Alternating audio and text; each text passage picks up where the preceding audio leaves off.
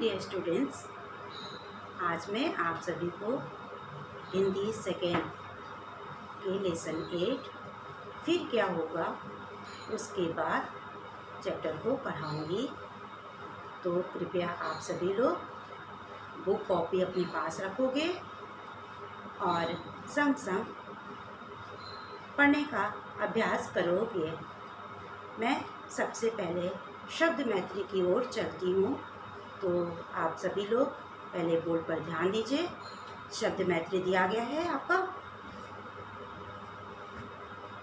उत्सुक, जिज्ञासा, शिशु, बच्चा, उज्ज्वल, स्वच्छ, शशि, चंद्रमा, नौकिसलय, नया पत्ता, दल, समूह, स्मित, हल्की मुस्कान, नक्षत्र, तारा, शांत, थकावट, लोचन, आँख, तत्व, मूल, वास्तविक। ये सारी चीज़ें आपको सबसे पहले याद करनी है, फिर उसके बाद आप पाठ पे ध्यान देंगे।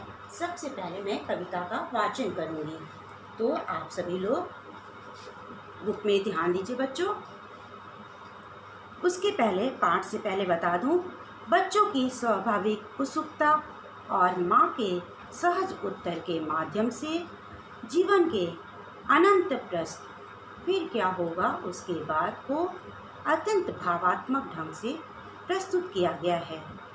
कविता वाचन है। फिर क्या होगा उसके बाद। उत्सुक होकर शिशु ने पूछा, माँ क्या होगा उसके बाद। रवि से उज्ज्वल, शशि से सुंदर, नौकिसलय, दल से कोमलतर, वधु तुम्हारी घर आएंगी उस विवाह उत्सव के बाद। पल भर मुख पर स्मित रेखा खेल गई, फिर माँ ने देखा। उत्सुक हो कर उठा किंतु वह फिर क्या होगा उसके बाद। फिर नभ के नक्षत्र मनोहर स्वर्ग लोक से उतर उतर कर तेरे शिशु बनने को मेरे घर लाएंगे उसके बाद। मेरे नए खिलौने लेकर चले न जाएं वे अपने घर। चिंतित होकर उठा किंतु फिर पूछा शिशु ने उसके बाद। फिर आपका दिया गया है पेज नंबर 52 में। अब माँ का जी ऊब चुका था, हर्ष शांति में डूब चुका था।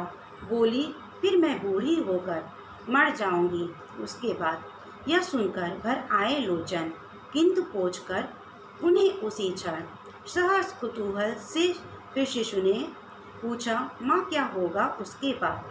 कवि को बालक ने सिखलाया, सुख दुख है पल भर की माया, है अनंत का तत्व प्रश्न यह। फिर क्या होगा उसके बाद। ठीक है, तो आप सभी लोग अर्थ पढ़ेंगे। मैं अर्थ बता देती हूँ। अर्थ है आपका, बच्चों में बालसुलभ जिज्ञासा होती है। वह हर चीज़ के बारे में जानना चाहते हैं। उनके पास प्रश्नों का भंडार होता है। वो अपने माता पिता तथा दूसरे परिचितों से लगातार प्रश्नों को पूछते रहते हैं। यहाँ बालक अपनी माँ से पूछ रहा है कि फिर क्या होगा उसके बाद। माँ के जवाब के बाद भी उसकी जिज्ञासा शांत नहीं होती है। वह आगे बात जानना चाहता है, इसलिए वह वही प्रश्न बार बार पूछता रहता है। शिशु के प्रश्न के उत्तर में माँ उसे समझाती है कि जब वह बड़ा हो जाएगा तो उसका विवाह होगा। विवाह उत्सव के बाद घर में सूर्य से भी उज्ज्वल किसको कहा गया है बच्चों। गौरवर्णा को, गोरी।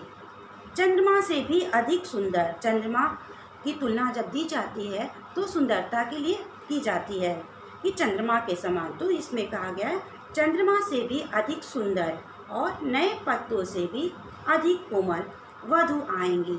वधु आना मतलब बहू आएंगी। यह सुनकर बालक के चेहरे पर क्या होता है, मुस्कान की रेखा आ गई। माँ ने जब शिशु की विवाह की बात बताई तो उसके मन में जिज्ञासा उत्पन्न हुई कि उसके बाद क्या होगा। यही प्रश्न उसने माँ से पूछा। माँ ने उसे बताया कि आकाश के नक्षत्रों जैसे सुंदर बालक स्वर्ग से आकर उसके शिशु बनेंगे, मतलब उसके बच्चे बनेंगे। इस तरह घर में और बच्चों का आगमन होगा। यह सुनकर शिशु चिंतित हो उठा। क्यों उठा? कहीं ये नए आए बालक मेरे खिलौने उठाकर अपने घर ना ले जाएं। उसने उसे अपने खिलौने क्योंकि बहुत प्रिय थे। बच्चे कई बार एक के बाद एक प्रश्न करते जाते हैं। कोई उन प्रश्नों का कितना भी उत्तर दे दे, वो उत्तरों में से नया प्रश्न खोज लेते हैं। बच्चों की जिज्ञासा कभी शांत नहीं होती है। यहाँ भी यही हुआ है। माँ बालक को उसके प्रश्नों का उत्तर देते हुए बताती है कि कुछ समय बाद उसका विवाह होगा, फिर उसके घर नए शिशु आएंगे। बालक फिर पूछता है उसके बाद क्या होगा। माँ इससे ऊब जाती है। पेज 54 पे ध्यान दीजिए बच्चों। माँ इससे ऊब जाती है और उन्होंने कह दिया कि वह बूढ़ी होकर मर जाएंगी। ठीक है। अपनी माँ की मृत्यु की बात सुनकर बालक की आंखें भर आईं, पर वो तुरंत ही उस दुख को भूलकर अपनी माँ से दोबारा प्रश्न कर बैठता है कि उसके बाद क्या होगा। इस प्रकार बालक के मन की जिज्ञासा कुछ ही क्षणों में दुख को उसके मन से निकाल देती है। जिस तरह बालक के मन की जिज्ञासा ने उसके दुख पर विजय प्राप्त कर ली, उससे कवि ने सीखा, मनुष्य के जीवन में सुख दुख बस पल भर के लिए होते हैं, क्षण भर के लिए होते हैं, वो आते जाते रहते हैं। इसलिए मनुष्य को दोनों परिस्थितियों को अपने मन से जल्दी निकाल देना चाहिए, सीख लेना चाहिए। ठीक है। किंतु मनुष्य की मृत्यु के बाद क्या होगा, यह संसार का एक तात्विक प्रश्न है जिसका उत्तर आज तक नहीं है। बच्चों के मन पर सुख दुख का प्रभाव बहुत अधिक समय तक नहीं रहता है। वे पल भर में दुखी हो जाते हैं और पल भर में खुश। एक बार मैं आपको फिर से बताना चाहूँगी कि अनंत का तत्व प्रश्न क्या है। मनुष्य की मृत्यु के बाद उसका क्या होगा, यह अनंत का प्रश्न है। संसार के बहुत बड़े बड़े विद्वान, वैज्ञानिक, दार्शनिक, धर्मगुरु इस प्रश्न का उत्तर खोजने में लगे हैं। आज तक इसका कोई विज्ञान सम्मत उत्तर नहीं मिला है। अलग अलग धर्मों में इसका अलग अलग उत्तर, पर उनकी कोई प्रामाणिकता नहीं है। यह प्रश्न ही अपने आप में बच्चों बड़ा रहस्य है। जब से मनुष्य जीवन इस धरती पर है, तब से मनुष्य के मन में यह प्रश्न है। इसलिए कभी इस प्रश्न को अनंत का तत्व प्रश्न कहते हैं। इस पाठ को बच्चों आप सभी लोग पढ़ोगे, अच्छे से समझने की कोशिश करोगे और उसी के अनुसार क्वेश्चन आंसर आपको करना रहेगा। ओके बच्चों।